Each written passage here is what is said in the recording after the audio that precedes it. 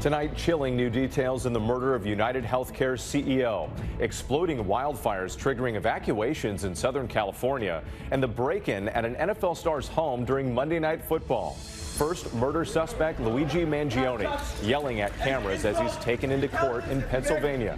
An officer grabbing him by the back of the neck, leading him inside. The suspect now fighting his return to New York for the murder of CEO Brian Thompson. A source telling ABC News police believe Mangione's alleged cold-blooded killing was a, quote, symbolic takedown, and he may have been inspired by the Unabomber.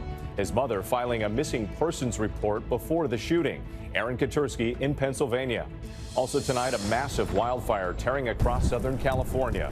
Homes destroyed, thousands forced to evacuate, winds gusting up to 90 miles per hour. Students at Pepperdine University told to shelter in place. Trevor Ault in the fire zone.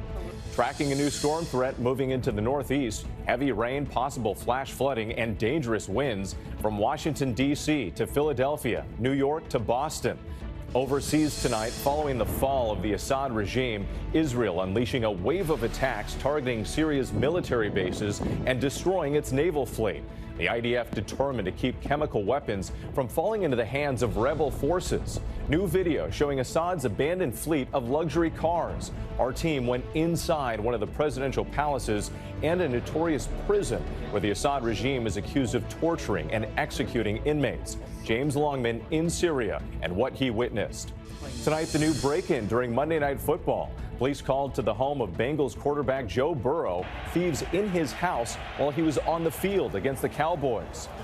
Growing concern about mystery drone sightings over New Jersey. 11 confirmed reports near an Army base. And for the first time, Jamie Foxx taking the stage, breaking his silence about his mystery health scare and the 20 days he doesn't remember. From ABC News World Headquarters in New York, this is World News Tonight with David Muir. Good evening. Thanks for joining us on this Tuesday night. I'm Whit Johnson in for David. And we begin with that breaking news in the murder of the healthcare CEO on the streets of Manhattan. The suspect, Luigi Mangione, appearing before a judge in Pennsylvania, fighting extradition to New York, where he faces a second-degree murder charge and 4 other charges. Dramatic video of Mangione arriving at the courthouse, shouting, quote, "This is clearly an injustice." Officers then rushing him inside. And new images of the suspect at the McDonald's where he was arrested, taking his mask down while eating. In his backpack, police say they found a 3-page handwritten document taking responsibility for the murder, blasting U.S. healthcare companies. And now the hunt for clues to explain how Mangione's life of privilege and accomplishment, from high school valedictorian to the Ivy League, allegedly turned to deadly rage. Tonight, we've learned his own mother filed a missing person report in San Francisco last month. ABC's senior investigative correspondent Aaron Katersky leads us off from Pennsylvania. A chaotic scene outside this Pennsylvania courthouse as accused killer Luigi Mangione arrived for his extradition hearing and erupted in an angry outburst. And completely out of touch and an insult to the intelligence of the American people and the lived experience. The suspect's shackled, but a team of deputies still forcing him inside. Mangione's fighting extradition to New York, where he's facing murder and other charges in the assassination-style killing of UnitedHealthcare chief Brian Thompson. If you're an American, you believe in the American criminal justice system, you have to presume him to be innocent. And none of us would want anything other than that if that were us in those shoes. Tonight, he's being held without bail at this nearby state prison, and we're now seeing images of Mangione inside the McDonald's, taking down his mask to eat a hash brown, just moments before a worker called police. Fellow customers doing a double take. My one friend made the comment, he thought it was, he goes, don't that look like the shooter from New York? We pretty much laughed about it. When police arrived and asked Mangione if he had recently visited New York City, he became quiet. He became visibly nervous. Kind of shaking at that question, and he didn't really answer it directly. A confidential NYPD assessment obtained by ABC News says Mangione considered the targeted killing of Thompson to be a symbolic takedown of UnitedHealthcare over perceived corruption. Mangione likely views himself as a hero of sorts who has finally decided to act upon such injustices. ABC News also obtained a copy of the alleged killer's handwritten screed. It says these parasites simply had it coming. Specifically, he states how we are the #1 most expensive healthcare system in the world. yet the life expectancy of an American is ranked 42 in the world. So he was writing a lot about his disdain for corporate America and in particular the healthcare industry. But even as police dig into a motive, there are still questions about how a young man from a prominent family, the valedictorian at his elite prep school and an Ivy League graduate, could be transformed into an accused killer. We asked his former roommate in Hawaii, who said Mangione struggled with a back injury. He did let me know that the severity of his back issue was such that it was very difficult to have physical relationships with women, that it made things painful. On social media, police see he posted an x-ray of a spine and wrote about back pain, sciatica, and brain fog, saying it's absolutely brutal to have such a life-halting issue. For a number of months, Mangione had been out of touch with his family, and sources say his mother filed a missing persons report in San Francisco 2 weeks before Brian Thompson's murder. Mangione's case has become a cause, with admirers posting videos like this on Instagram. A social media profile gained hundreds of thousands of followers after his arrest, and the police department that arrested Mangione has been threatened. Pennsylvania Governor Josh Shapiro is disgusted. I understand people have real frustration with our healthcare system. This killer is being hailed as a hero. Hear me on this. He is no hero. Let's get right to Aaron Katersky outside the courthouse there in Pennsylvania. So, Aaron, how long could it take before the suspect is sent back to New York City?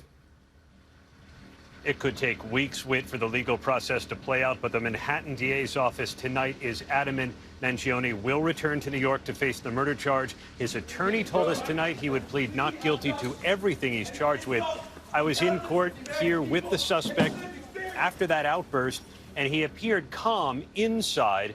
His lawyer's office has been inundated with calls from people offering to pay his legal bills. Whit? Just another layer in this extraordinary case. Aaron, thank you. Now to the exploding wildfire in Malibu, California. The Franklin fire roaring to life less than 24 hours ago, fueled by Santa Ana winds gusting over 70 miles per hour. 18,000 people in the evacuation zone. Part of the Pacific Coast Highway shut down. Students at Pepperdine University told to shelter in place. Some you see here watching the flames out of the library windows, and homes have already burned. ABC's Trevor Ault on the scene tonight. Tonight, an explosive wildfire in Malibu, California, destroying homes and forcing thousands to evacuate. Franklin fire breaking out overnight around 11 o'clock. Santa Ana winds gusting to 80 miles an hour, fanning the flames, sending embers flying across thousands of acres. Fire jumping the Pacific Coast Highway. This fire erupted overnight, and the hillside here in Malibu is absolutely blanketed in flames like this. And look at it all over the hillside. We're standing in the parking lot of Malibu City Hall right now. Even in the distance, you see another patch there. And then up over the hillside, the glow of the flames.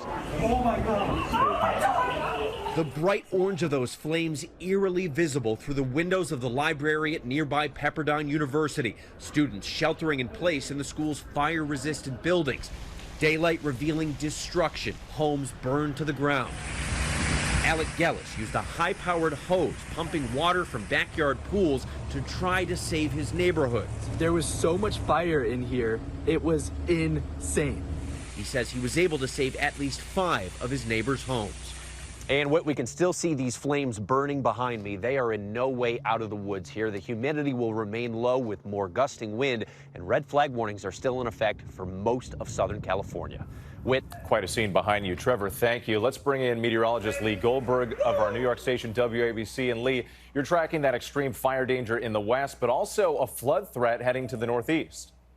Indeed, with the Santa Ana still screaming today, some gusts in the mountains over 90 miles an hour. Thankfully, the winds, although gusty tonight, will subside. Red flag warnings will continue into tomorrow. In the east, the flood threat in the south, that's climbing up the coast. We have wind alerts and flood alerts all the way from Delaware to Maine. As we go through the day tomorrow, there may be a squall line that forms along the coast, bringing gusts over 60 miles an hour and up to 4 inches of rain. That's from D.C. to Philly, right into New York City. At night, that heavy rain's moving into parts of New England, and behind it, it's all about the Arctic air pouring in, a 30-degree drop, and another lake effect snow event. Whit? Lee Goldberg, we appreciate it. Thank you. Overseas now in Syria tonight, new shockwaves after the fall of the Assad regime. Israel conducting airstrikes on military facilities to keep them from falling into what they consider the wrong hands. And tonight, an up-close look at what most Syrians were never allowed to see, Assad's abandoned palace and his most brutal prison. ABC's chief international correspondent James Longman takes us inside.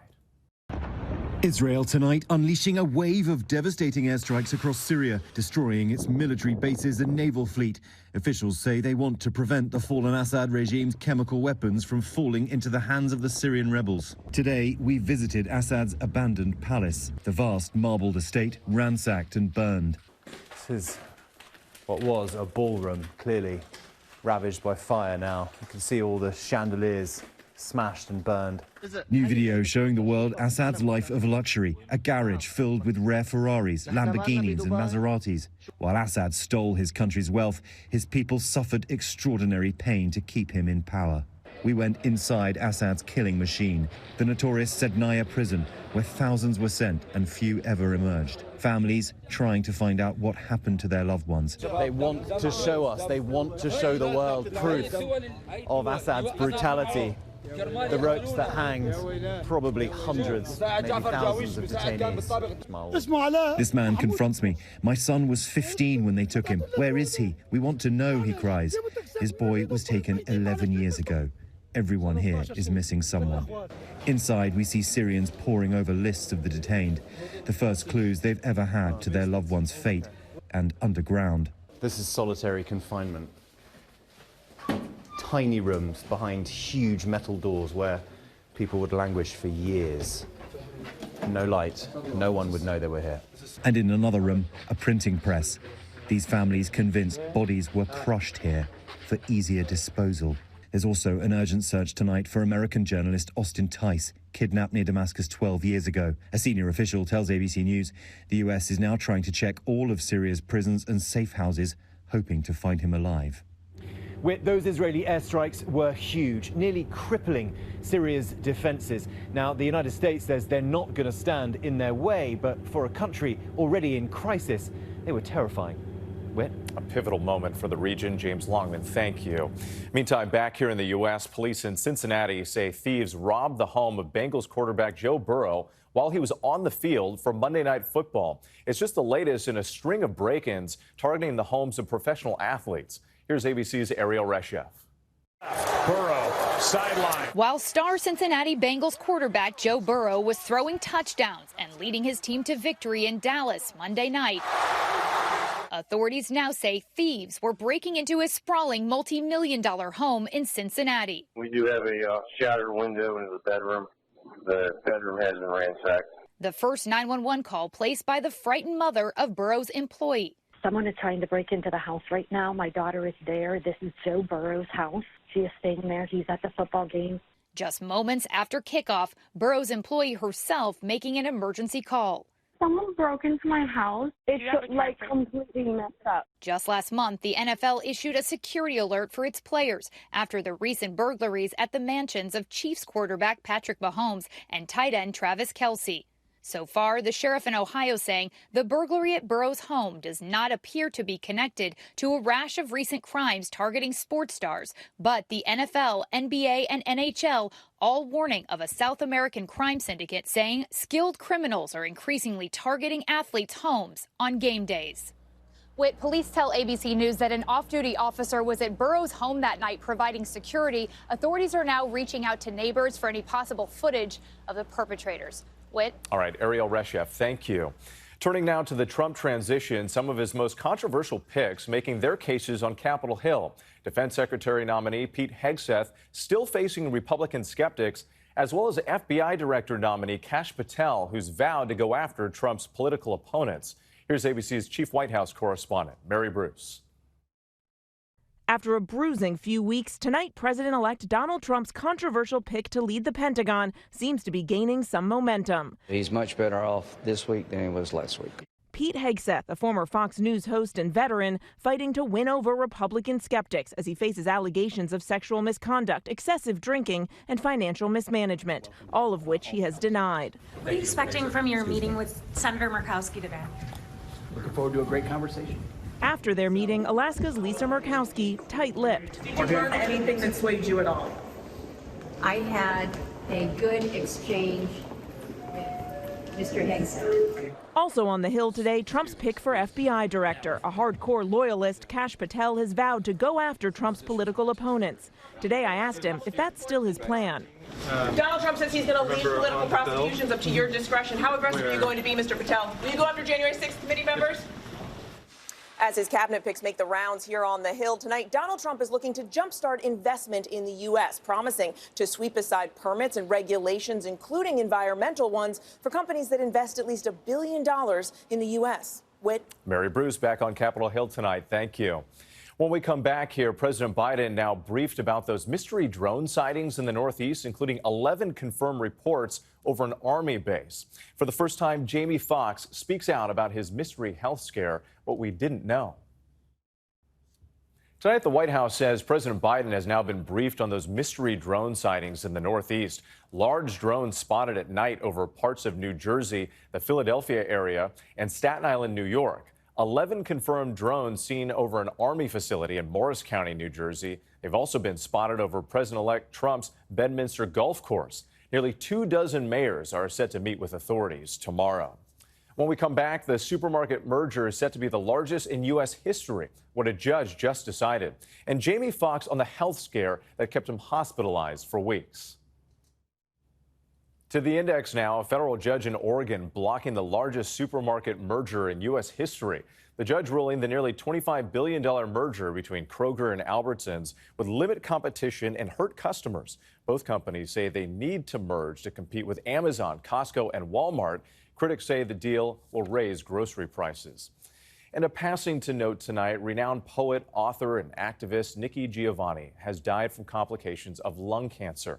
A leader of the Black arts movement, she wrote more than 24 books. Her first collection of poetry, Black Feeling, Black Talk, was published in 1968. Nikki Giovanni was 81 years old. When we come back, Jamie Foxx on his health scare, his recovery, and 20 days he doesn't remember. ABC World News Tonight with David Muir, sponsored by Pacific Life, creating financial security for nearly 160 years. Finally tonight, for the first time, months after his mystery health scare, actor Jamie Foxx revealing just what happened. Tonight, for the first time, Oscar winner Jamie Foxx opening up about the mysterious illness he said nearly took his life. Wow, man, please, Lord, let me get through this. Emotional as he takes the stage for a new Netflix special, tearfully describing what led to his hospitalization last year. April 11th, I was having a bad headache, and I asked my boy for an aspirin. And before I could get the aspirin, I went out. I don't remember 20 days. Saying his sister drove him to a hospital in Atlanta, and then the doctor would give the devastating news. He said, he's having a brain bleed that's led to a stroke. Damn. Me, man, me. Wow. Crediting his amazing recovery to his family, his medical team, and never losing his sense of humor. Said I couldn't walk, but look at me now. I didn't let go of my funny. I said, if I can stay funny, I can stay alive. If I can stay funny, I can stay alive. So I was always cracking jokes to the point to where the nurses thought I was really losing my mind. And I was never myself. Never myself. Because it's a wellness check. They ask you who you are. For 5 days, I was Denzel Washington. No, I was Denzel. All right, okay. All right, so that's what you're telling me. Okay, all right. My nurses. And still with that sense of humor. So great to see him back. Thank you for watching tonight. I'm Whit Johnson in New York. For David and all of us here, good night. Thank you for making World News Tonight with David Muir, America's most watched newscast.